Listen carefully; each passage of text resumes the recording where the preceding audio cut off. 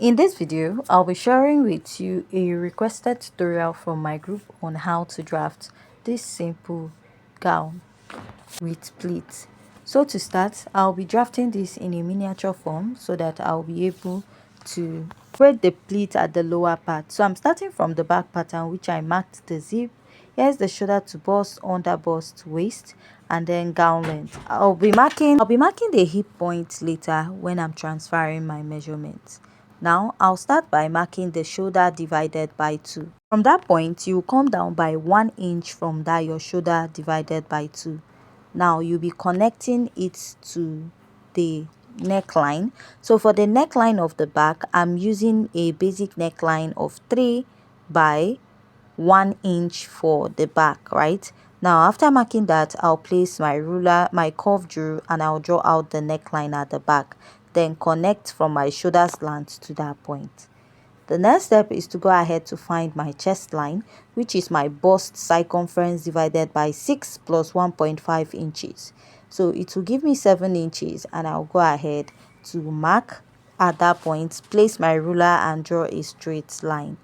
So after marking this, I'll go ahead to mark back what I have at the shoulder at this point and then place my ruler to connect. The next step is to go ahead to divide what I have there into 2 equal parts, and I will mark the midpoint, come out by ½ inch and place my tape here to mark my bust circumference divided by 4. I'll connect from the midpoint to the upper part and from the midpoint to my bust circumference divided by 4. Now for this pattern, I will start by marking my dart, and I will mark my nipple to nipple divided by 2 first. Go ahead to place my ruler and draw a straight line. Now I'll go ahead to mark my hip point. To get your hip point is 7 inches after your waistline, but for this pattern I'll just use 4 inches because I'm cutting this on a miniature size. So what I will do now is to go ahead to mark ½ inch on both sides of my waistline, and I'll extend this all the way up and also extend to the other side. I'll place and extend my dart about 4 inches or 5 inches towards the lower part of this pattern. Next, let's insert our measurement. At the bust area, you're going to mark the bust circumference divided by 4. Add your sewing allowance. At the under bust, mark your under bust circumference divided by 4. Measure this dart intake you have here, replace it, and then add your sewing allowance by the side, right? Now mark your waist circumference divided by 4. Pick the dart. So after measuring the dart, I found out that my dart was bigger, so I just had to readjust it. So pick the dart, replace, and add your sewing allowance.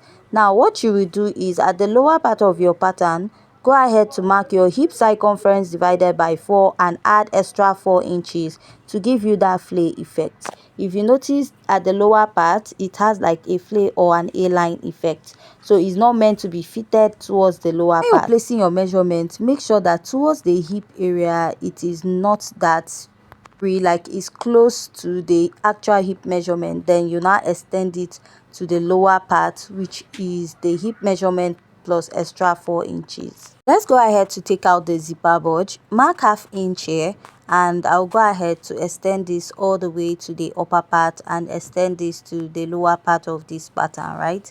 So for the back pattern, we are not going to create any pleats. We are just going to cut it like a basic pattern. So for this particular pattern, for the front part, I'll be using 2 methods to show you how to go ahead to cut this out.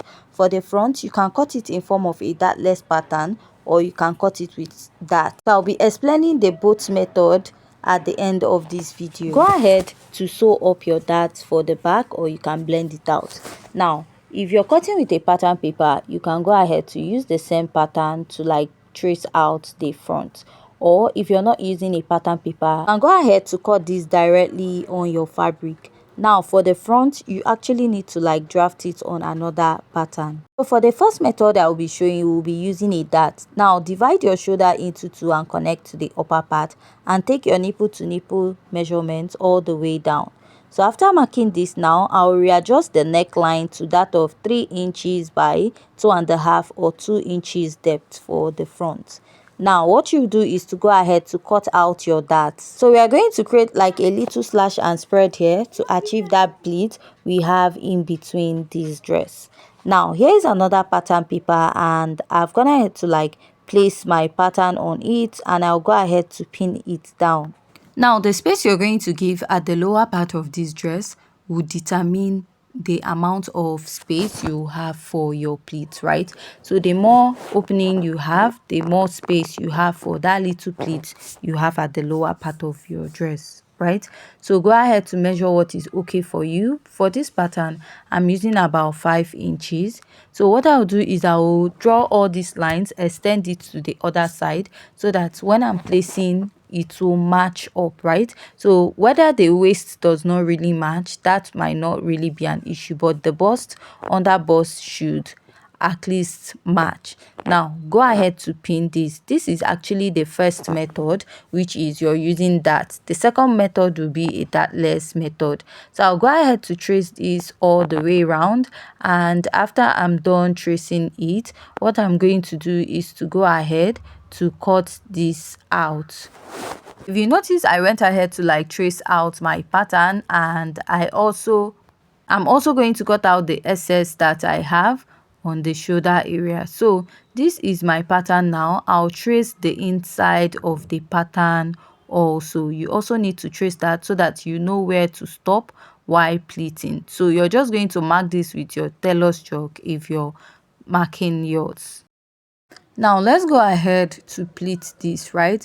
Go ahead to blend it. Now that line you marked, that's where you'll be pinning it out, right? So you make sure that your pattern will match. Now if you're finding it difficult to use this method, just like I said, I'll be sharing a second method. Now you just go ahead to pleat this close to the lower part, right? And you have to be careful. This is more like cutting your dress and then adding like a joining allowance back to the dress, right? Just like when you're making your bustier pattern, you cut it out and then add ½ inch back to join it back to the dress. So by the time you pleat it out this way, going to the lower part, you now have this part that is opened this way. Now you also have to carefully go ahead to iron and fold out the edge so that it's going to relax. Now the excess that you'll be having at the upper part of this dress, you can just go ahead and trim it out a little if you feel it's going to be bulky underneath the dress. So after pleating out, this is what I have for the dress. Go ahead to join it, cut out the excess, and you'll be doing this for both sides of your pattern, right? Remember, you're cutting this on fold. Now let's move over to the second method where you'll be drafting out a dartless pattern. So all those measurements that we took for the bust, under bust, you're going to do everything. The only difference is that you will not be adding a dart to your pattern. So after that, measure your nipple to nipple line and you draw a straight line starting from the midpoint to all the way to the shoulder and to the lower part of your pattern, and you will slash this open.